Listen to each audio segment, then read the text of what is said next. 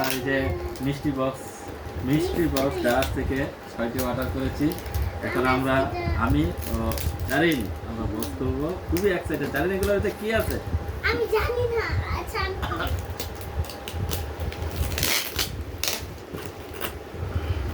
খারাপ অপেক্ষা করো। আমি অনেক এক্সাইটেড।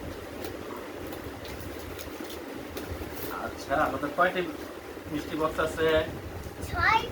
6টি। আচ্ছা, তো এই দেখ, খারাপ বাবাই তুমি আগে খারাপ। 1 2 3 4 5 6। প্রথম কোনটা? এইটা। এর ভিতরে আমি ধারণা করতে পারতেছি এর ভিতরে একটা নুডলসের প্যাকেট আছে। আচ্ছা, দেখি।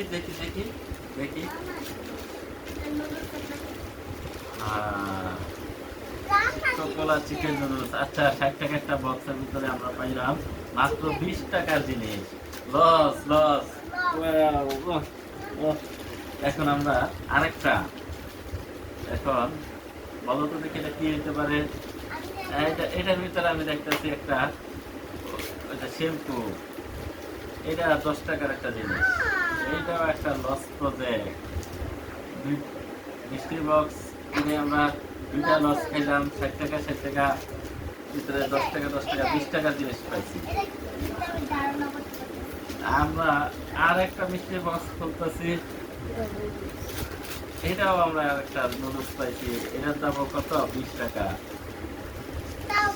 60 টাকা করে 3টার ভিতরে আমরা 3টা 60 টাকার জিনিস পাইছি।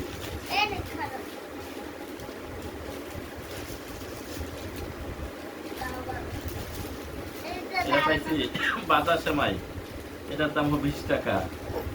তাও কোকো কোন কোম্পানিরই? রতন ফুডস, মানে যত 3rd ক্লাস কোম্পানি। এখন পাইছি আমরা 10 টাকা দামের একটা মোবাইল বেকার। সব মিলে পেলাম 40 টাকা দামের জিনিস। এখন আমরা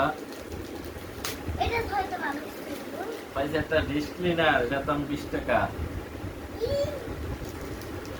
সব মিলে পাইছি কত? 80 টাকার জিনিস।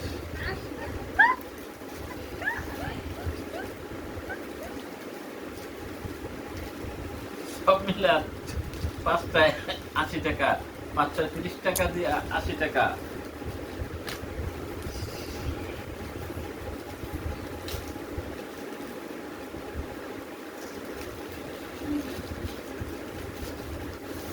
একটা আইফোনের ব্যাক কভার, যেটা আমাদের কোনো দাম নাই।